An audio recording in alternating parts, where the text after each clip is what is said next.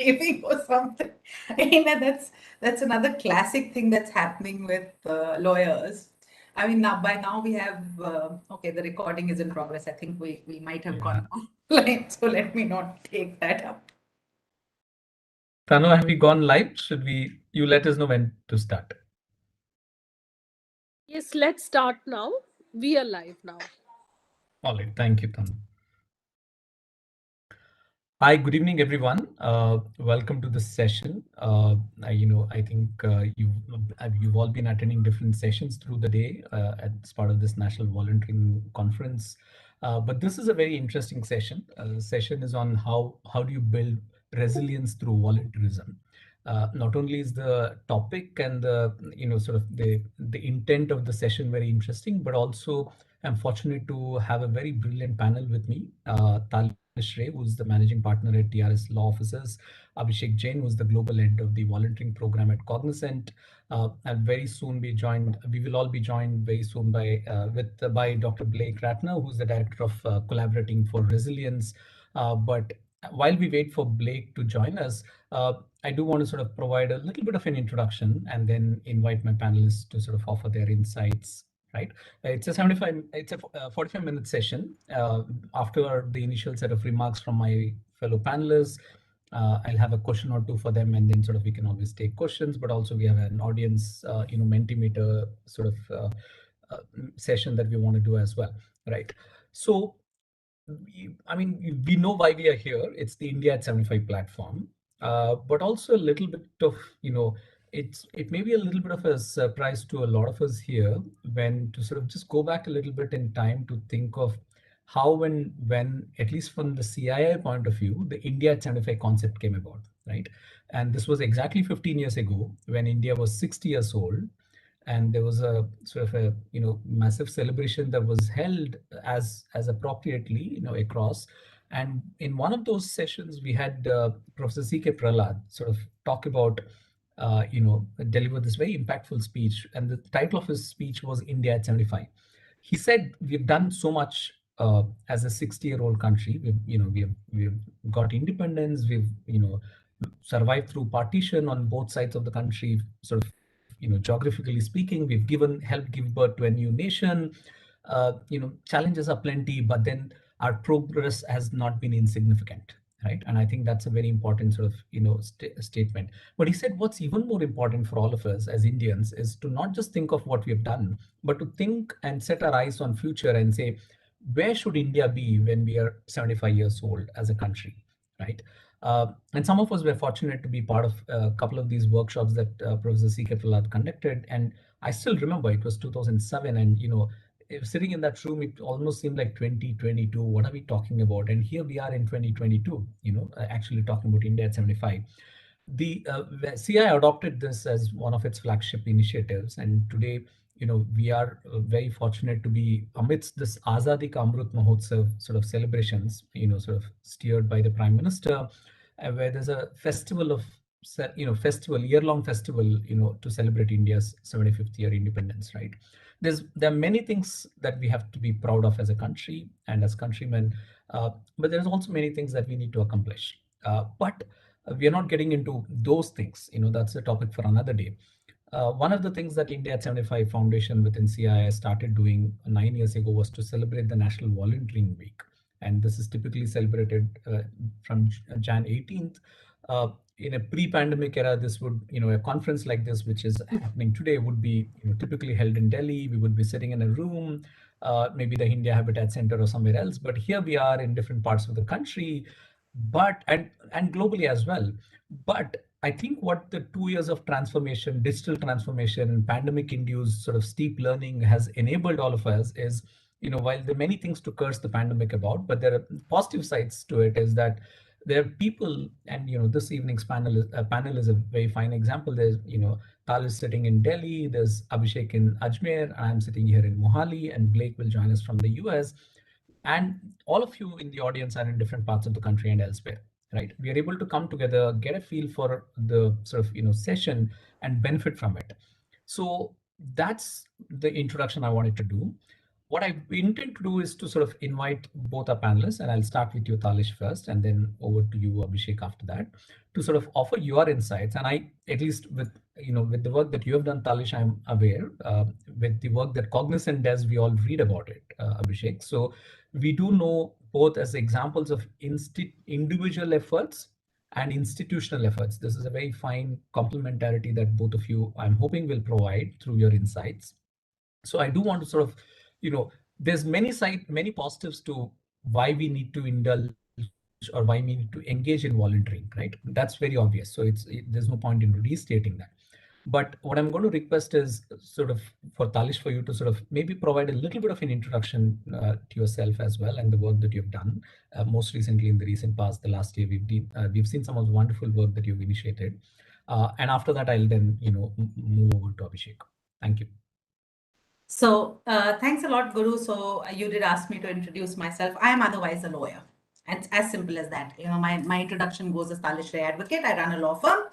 And if I were to talk about my volunteering experience, it actually starts really early. I went to a school where in grade 6, you were given additional points and certificates if you stayed back for the after school program. And I must admit that that was my motivation because I wasn't too great a student. So I figured that that was the way you could get some brownie points and get a little ahead. But in that sense, it continued off and on for a long time till recently, and in the last actually in the last decade, if I were to look at it in terms of volunteering, I've volunteered for animal trafficking. I have a significant contribution in terms of gender justice. So I've individually gone and trained as well as run a gender project with an international government, which became an overnight hit in terms of a website as well as taking people on so that they could learn about their socio-political cultural rights. In terms of that, I also run a series of heritage walks, which are now going to be completing this year 10 years in case the COVID situation allows us to go, because I have not gone online. But I think the most significant one in the recent past has been one that we ran. We started a medical helpline during the Delta wave in Delhi, which on its own spread because of the varied information that was provided. It was very verified information that we were providing. So since it was not a SOS that was sent out on social media, we had roughly about 2,000 people that came across to the medical helpline bridge.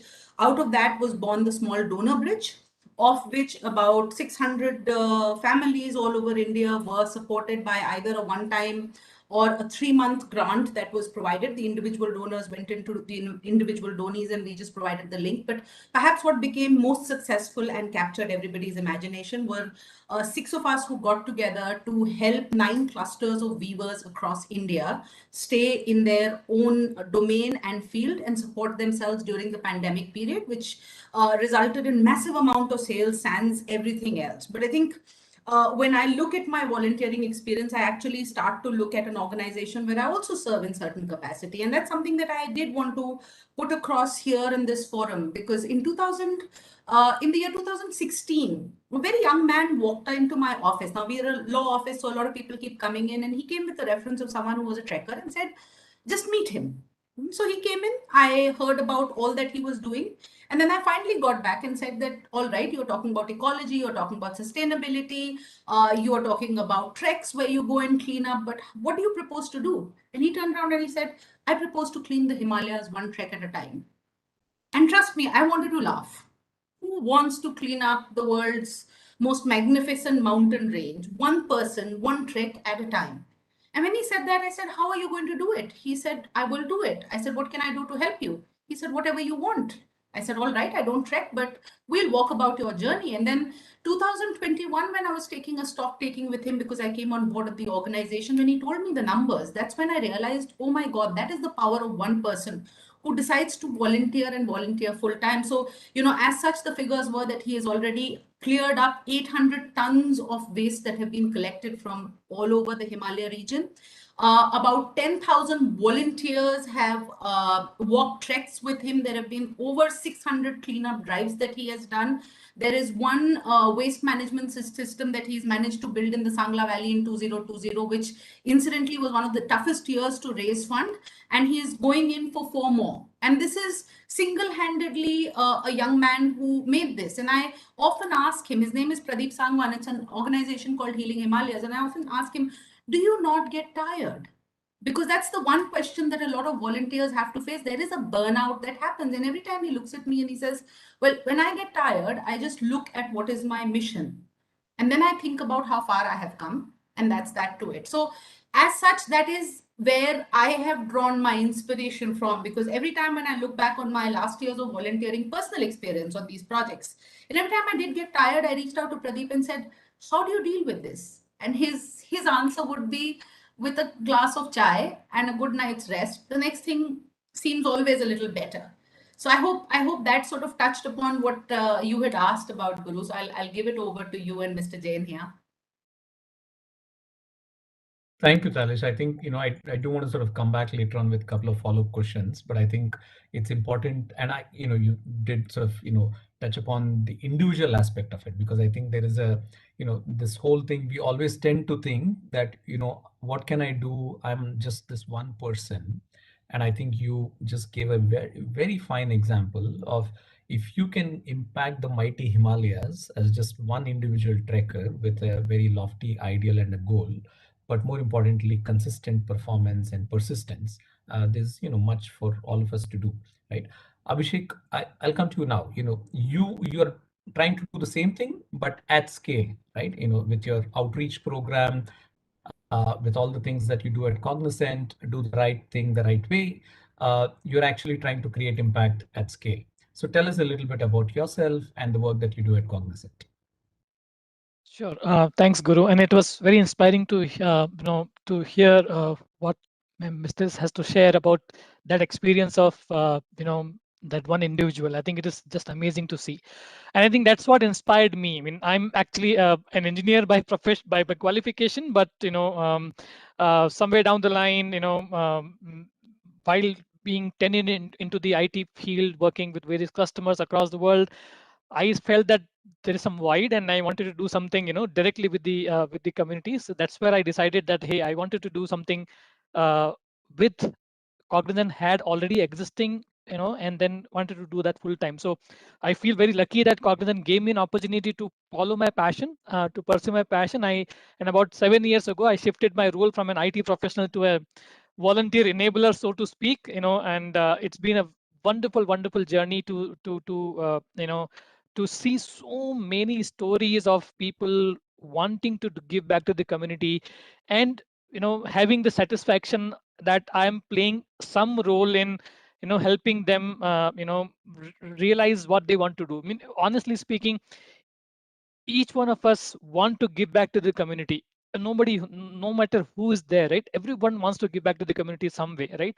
And volunteering is perhaps the first thing which comes to people's mind. No, I mean, I think and it's just amazing the way people want to give back. And then one thing which I've seen is that, I mean, we spoke about burnout and things like that, but I've seen is that when it comes to volunteering, people just go out of their way, every time. I've seen so many people, after completing their hard week complete, they spend a lot of time on their weekends to support the communities, and without even thinking about, am I getting tired, am I getting for them, in fact, it is a refreshing moment that way. So I think so in terms of the resilience, I would say, I mean, volunteers are perhaps the first defense of any crisis. They are the first people, first responders of any crisis, right? I mean, irrespective of wherever you are, these are the volunteers who do that, right? And I think from an institutional point of view, Guru, the way what we had done, for example, when the pandemic hit, right? Yes, we wanted to give back, but we also ran into a challenge, right? We were all doing in-person volunteering before. Suddenly we had to shift to, hey, you cannot go in person anymore. Everything has to be done online. And then we realized, okay, what do we do now, right? And that's where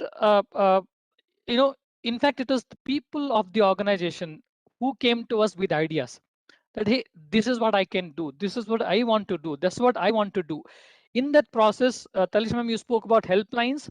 I mean, within 2-3 months, we had about 6 or 7 helplines where Cognizant associates were volunteering. Okay, and all of that, the power of institution comes where we share this with people across the organization. Everybody comes in, right? So we were, we started with, for example, a doctors helpline. I mean, Cognizant employs almost 2,500 doctors basically, in our practice that way, right? Health life sciences practice. We never imagined that we could use them for this kind of a service. So they ran a helpline with Dr. Tushar in Mumbai, where every day they were attending calls of people panicking because of they got some kind of a health issues, or what is that, whether this is COVID or this is something else. So it was such a wonderful experience of people, you know or doing things which we never expected them to do. Similarly, we ran helplines with respect to food. In 2021 alone, we had about, our associates help deliver almost 80,000 meals, in various parts of the country, and in terms of disaster relief. So many different ways people came up with ideas. And then one fine day, one NGO reached out to us saying that, hey, I do not have a platform. I want to run a platform. I want to have a platform where NGOs, volunteers, and associates can come together and facilitate the relief. So within no time, our team members in the UK basically came up with an idea that they will develop an open source solution, which will bring all these parties together and help, you know, organize this relief work due to pandemic. We developed a platform called Cognizant Assist, and within that, it was developed, in just 2 to 3 months time, and it was, it helped there in the local community, but even today, it has been adopted now by more than 10 NGOs across the world, right? For serving the communities in their in the time of the need that way. So I think what I'm saying is, this is the idea where some people start the conversation, they do all different things, and then the organization helps by providing resources. For example, to develop this solution, there was a lot of resources needed. Organization basically came together and said, hey, this is what we want to do, let's go ahead and support. And then we were able to do a lot with respect to building the resilience in the communities as well. Thank you. Yep. Over to you, Guru, again. Yep. Thanks a lot, Abhishek. I think it's Dr. Blake. Welcome. Morning to you. You've just joined us in time. Sorry, I think you're on mute. Thank you very much. Welcome. So what we did before you joined was, I sort of requested Talish and Abhishek to sort of share their insights. And in some sense, your arrival into this panel is somewhat appropriate, because Talish gave an example of how individual efforts sort of, actually contributes quite significantly to the larger volunteering objective. And Abhishek, representing a large organization such as Cognizant, spoke about how the institutional efforts helps scale up and amplify some of these efforts that are otherwise, sort of at an individual level. And some of them may, sort of at some stage lose steam as well because of lack of access to resources, what have you. You, I think, from what I know, sit at the cusp of these two entities or these two extremes, right? Through your organization and your own work. Uh, can you tell us a little bit, one, maybe just a brief introduction of yourself, and also, your thoughts on sort of, how does, building resilience through volunteerism? And then I'll follow up with some questions to all three of you, and then we'll take it from there. Thank you. Very good, thank you. And really, it's wonderful to be joining this panel. Apologies for joining midway, but my name is Blake Ratner. I have founded and lead an organization called Collaborating for Resilience. Its focus is on addressing the roots of conflict and collaboration over environmental resources that are important to the livelihoods, in particular, of the rural poor communities. We work within India intensively in partnership with the Foundation for Ecological Security in particular, which is based in Gujarat, but works across more than 8 states in the country. And we work in more broadly in South and Southeast Asia, in Sub-Saharan Africa, and in Latin America. And I think I would like to share a bit about first my personal experience in volunteerism in the way that it can help to establish the trajectory for one's own career. In my case, I had the opportunity to volunteer early as a college student at the age of 18 in Guatemala, living in a village in the highlands that was very dependent on the forest resources and sharing of water from uplands to the lake shore, and had an exposure to what it really means, this connection between the environment and livelihoods in a way that is just essential for people's lives. And after that, I had a chance a year or so later to volunteer in the Palestinian West Bank with a human rights organization that was working to defend the rights of political prisoners and to support their families and the connections, to be able to maintain those connections. My career really ended up weaving together these early interests in the sense that our work now as Collaborating for Resilience connects together this focus on environmental rights, on human rights, and on the connections between the larger policy level and the local livelihoods. So my first point is that volunteering can really help set the trajectory for a career that addresses really pressing social issues. My second point is that these problems that we face collectively really do connect communities across all kinds of boundaries, across boundaries of economics, across boundaries of faith, across boundaries of race and nationality. And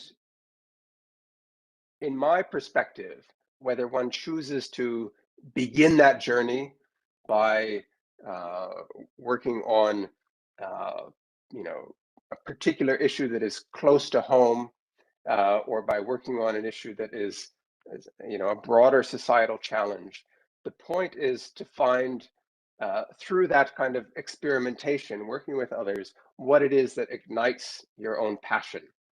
And in my case, it was this nexus between environment and social justice, but really these things are all connected, and so wherever one begins is not wrong if it is serving a broader social need, and it's something that makes you motivated to share your talents. It can be done eventually as the core of your whole career, or it can be done certainly on the side, whether you're a student or a professional. And I really am pleased to join the conversation today because these connections are ones that I think in my own organization today are so important. We benefit from the support of quite a few volunteers as analysts and as writers, but also our partners benefit from those at the community level who lend their efforts to address questions like reforestation, revitalizing degraded waterways, and supporting agricultural development. That is the heart of collective action. Thank you. Thank you, Blake. I think that's, one doesn't always find the usage of the word nexus in a positive connotation. And here is a very nice way to put that, and I think it's important. I also like the way you said It doesn't matter where the beginning is in terms of where you begin, what you start off on, so long as the intent is that you're working towards, let's say, social justice or one of those sort of ideals. It really should not matter. So I do want to sort of have a sort of questions for all three of you, but I'll start with you, Talish, since you started off first. uh, I know I've particularly seen, somewhat having the benefit of your friendship. I've seen the work that you've done with the textile weavers during the pandemic. Tell us a little bit in terms of, give us a little bit of insight into one, the motivation to do some of these things, right? Because all of us are busy, right? And all of us have other pressing commitments, but there's also an intent to do things. But still, some of us, especially people like you, have gone ahead and made that difference. So, what's the one motivating factor? That's one. And two, for all of us and the benefit of our audience, is there like a toolkit? Again, I'm using that in a positive sense today. Is there a toolkit for individuals who want to do such things? How can we sort of, go ahead on that, right? Thanks. Right. So I think when you ask about motivation, I think that the one fact about motivation that I do definitely believe in, and I think it derives itself from Gandhi somewhere. And I think we've all grown up on Mahatma Gandhi. I mean, at some subconscious level, there will always be a photograph in every school. I don't know about yours, but in mine, there definitely was. And he said that the part about motivation is that you just have to start. And I think in my experience that what we do see is that there's an old poet called Nirala Ji. And he said something which is in Hindi, and I will also translate it later. He said, "यूं तो देश के बारे में हमने भी बहुत सोचा था, मगर पेट भर गया और नींद आ गई." I'm not sure whether it is by Nirala or it is by one, I think Chakdhar. I don't remember which one exactly, but it was to the effect, it says that I also thought a lot about doing good for others or my country or my community. But then I had a full meal and I was satisfied with my privilege and I went off to sleep. So I think that is the one part that keeps everyone motivated, because let's admit it, at some point in time, I think, as Mr. Jain made a reference to, a lot of volunteerism is also very rejuvenating, because there's only that much beyond our privilege that does not dissatisfy us. Because where is the end to anything that you're doing? I mean, how much more are you going to spend only on yourself and your privilege beyond a point in time? And it strikes all of us. It's just that at that point in time, do you action it out? And that's exactly the motivation that's there in terms of, I want to do this and let me get on with it.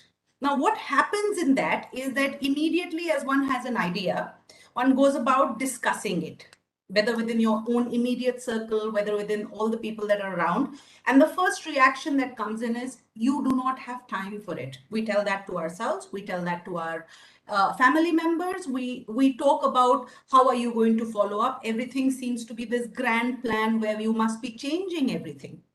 It doesn't start with that. It starts with that one small step. Start with that one small step.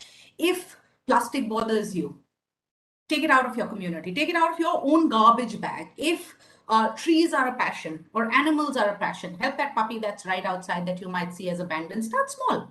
Just start small and keep building it up. And that's where it first starts in terms of the motivation is when the idea strikes, within 24 hours, can you do something about it? Now, that 24-hour rule I have found has been very important. It has also been phenomenal in terms of what a lot of my community call as a bit of, my spouse identifies it as a bit of the magic madness moment. He says, I have that glaze which comes around. And that's true, because there have been, for every idea that succeeds or every volunteer project that has succeeded, there have been others that have fallen down the drain, and that's perfectly fine with me as well. You did ask about, I think your second question is about what's the toolkit. I think the toolkit is that when we're all young, we go through these fantastical heroes where we have these superheroes, right? And my kids play with them. I have two teens and they're still very fascinated about superheroes. When do we stop being our own superheroes? When did we stop thinking that we were going to rescue the world? And while we are about in the rescuing part, I think perhaps the most important part is, how did we stop rescuing our own selves? When did it stop becoming so important to us? What is important needs to get done. And because it needs to get done, the first thing that you come across is why it can't get done. And when you hear the why in your head, the only question is, why not? I mean, if you have to fail, fail spectacularly. Who's judging you here? Right. So you went out to solve world hunger, didn't get solved, but maybe your village is not as hungry as you before you started. And that's exactly what happened when we talk about the Weaver Helpline Bridge. That to me was one of the most challenging things. One of the few things that they do not teach in law school is selling. It's actually a no-no because the Advocates Act here in India actually bars us from selling of any manner.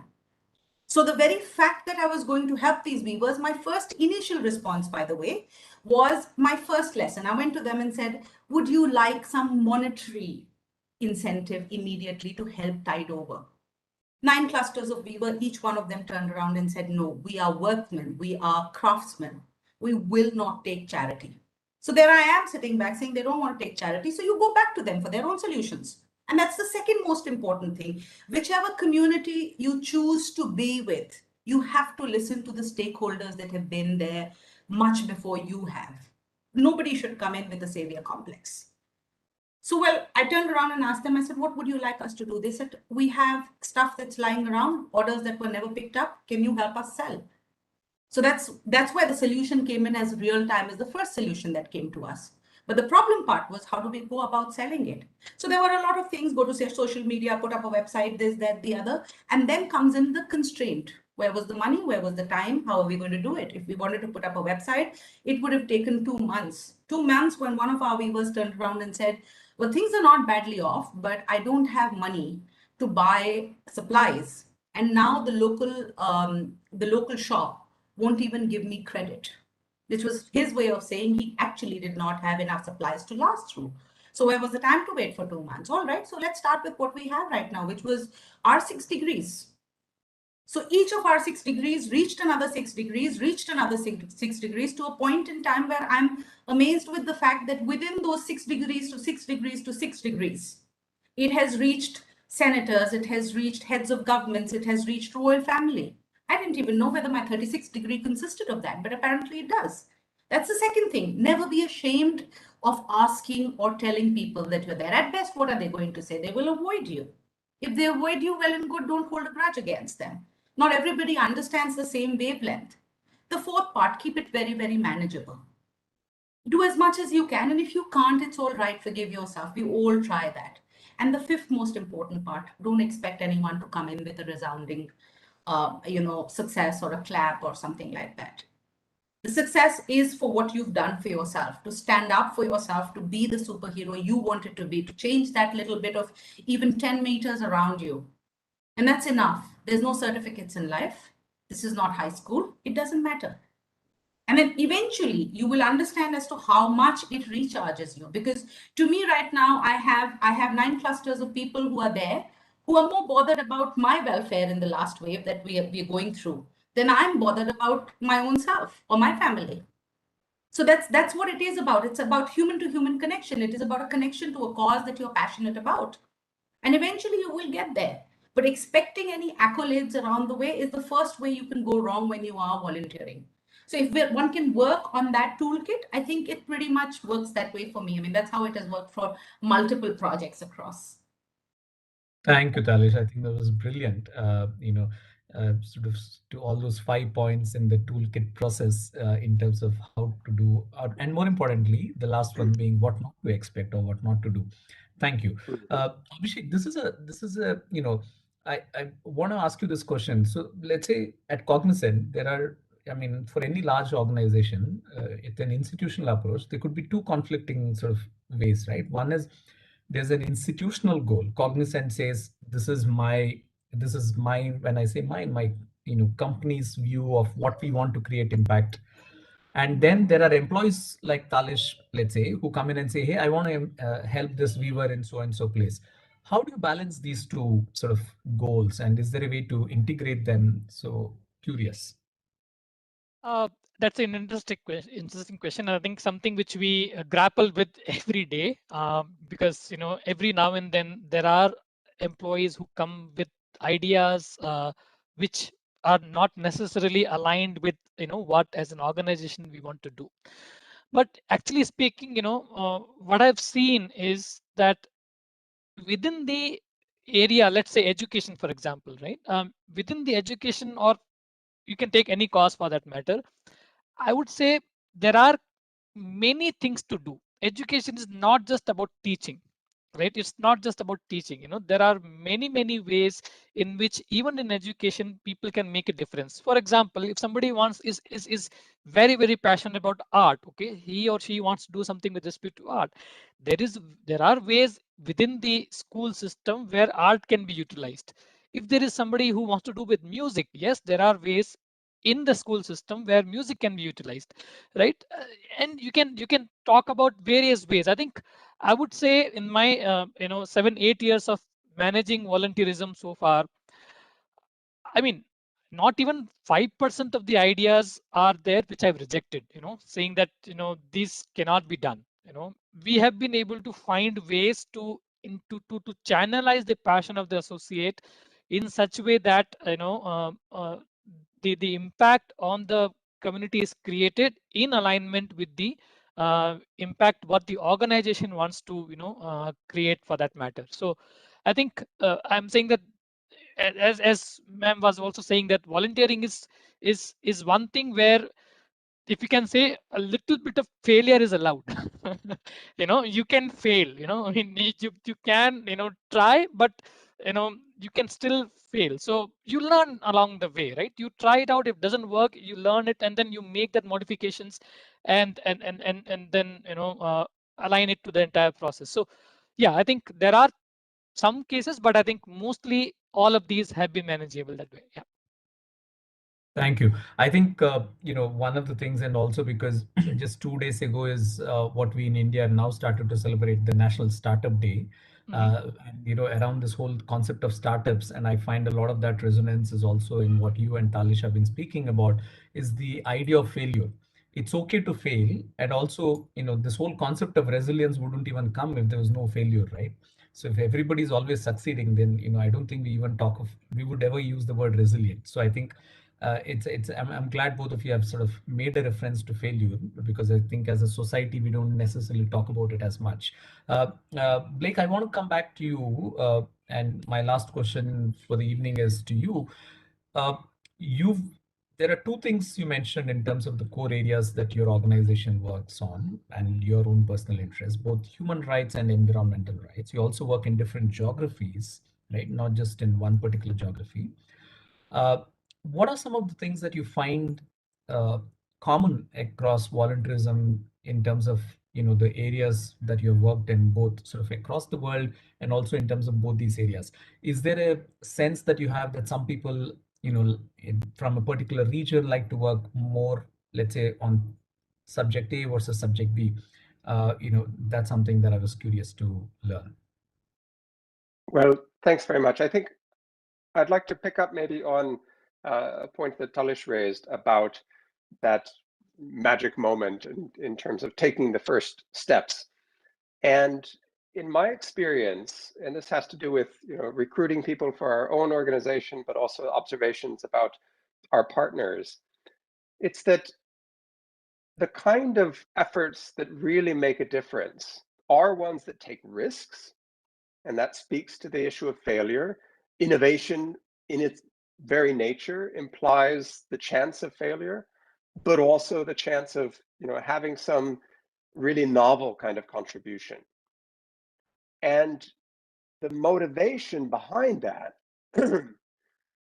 when it's really effective, it has to do with one's personal experience. I found that those who have read about an issue or studied it in class are not necessarily well prepared in comparison to those who've confronted it in their own lives. And that might mean, through their own suffering, but it also might mean through their interactions with, communities that they've been part of, and as growing up, or just, through their experiences. And so, the issues like pollution and waste, may be ones where one feels quite a motivation because it's a source of anxiety, and in fact a source of risk in terms of health. If it's a question of women's rights and justice, I think this is one that does tend to vary regionally in terms of the experience of our organization, and in India, in Bangladesh, in quite a few countries, that connection between the ability to really promote democratic voice at the community level and decision making, and the ability to ensure that women's voices in particular are elevated and influential in those choices. These things are very closely connected. In my experience in Latin America, in Central America in particular, we've worked, building on my early experience, we've worked in Guatemala, but also in Peru and in Ecuador and elsewhere. There are many concerns that have to do with indigenous people's rights, that have to do with the connection between commercial investment, for example, in mining, and local land rights. And so these things, of course, will vary geographically, but I believe it comes down to that sense of motivation that is inspired by discomfort. We hear, I have my own daughter who's a young professional and student these days, but we hear across the globe a kind of anxiety among youth, whether it's about jobs or just about security in the future more broadly. And I think that's something that is really worth paying attention to. When one senses a kind of discomfort, usually it's for a good reason. It means that there are problems that need attention. And by committing oneself to address the problems that are shared by others, it actually nurtures your own development. It provides a sense of comfort, not because those problems are resolved, but because you're engaged in something meaningful. And I think as humans, we need that. We live in communities, and communities implies thinking about the interests of others. Thank you. That's a very nice way to close the session. A reminder that we as human beings live in a society, and it's incumbent upon us to sort of remember and think of others, right, as we sort of go about in our own activities. I know we are at the end of our session, and before I sort of thank all of you, I have a small activity that I want to do, and I'm going to request Tanu to bring this up. This is for our audience, and my fellow panelists are also free to do this. If you can log on to this website called www.menti.com. It's a Mentimeter survey that we want to do. MENTI, menti.com. And when you sort of bring up that site, you'll have to enter a code, and I'm going to give you this code. It's 2213 2259.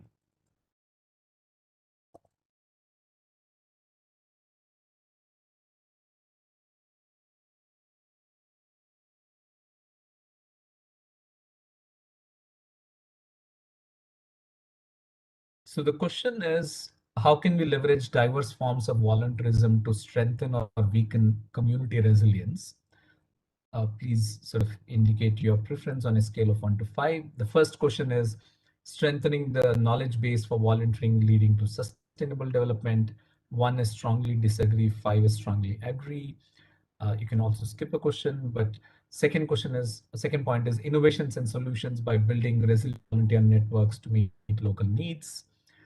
And third is form a global consortium of volunteers from organizations working on common thematic areas.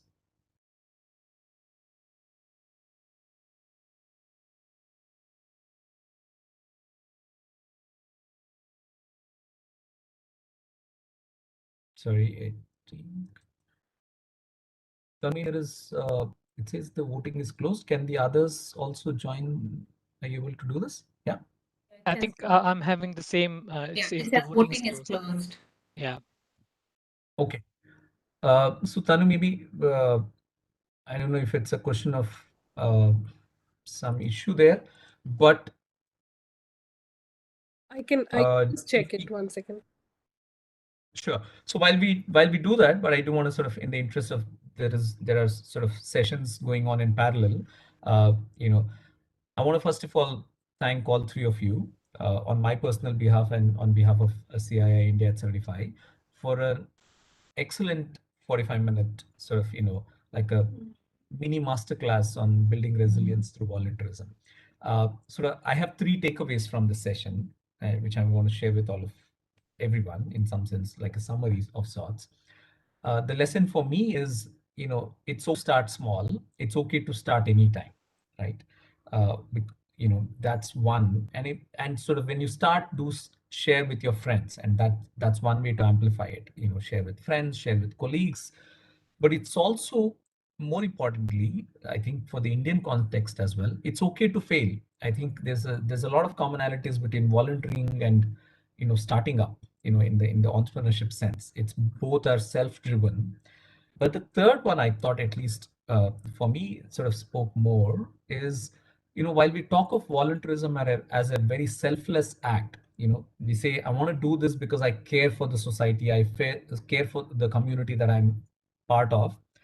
I think deeply somewhere it's a very selfish act in the sense that it helps fulfill our sort of, personal goal, personal desires, and gives us a great sense of satisfaction, right? So I think there are many more lessons, like the toolkit that Talish mentioned, the sort of global perspective that Blake gave us, the sort of challenges that organizations face in terms of how do you manage between institutional goals and individual goals. And as we found out from the Cognizant example, oftentimes there are not too many conflicts and so on. So on that note, I do want to sort of thank each one of you, Talish, Abhishek, and Blake, for your insights today, this evening, and Blake, for you this morning, and to this India at 75 team for organizing this too, and to all of you who've joined us. Thank you very much for taking your time out. I wish you well. Stay safe. Bye. Thanks you. very much.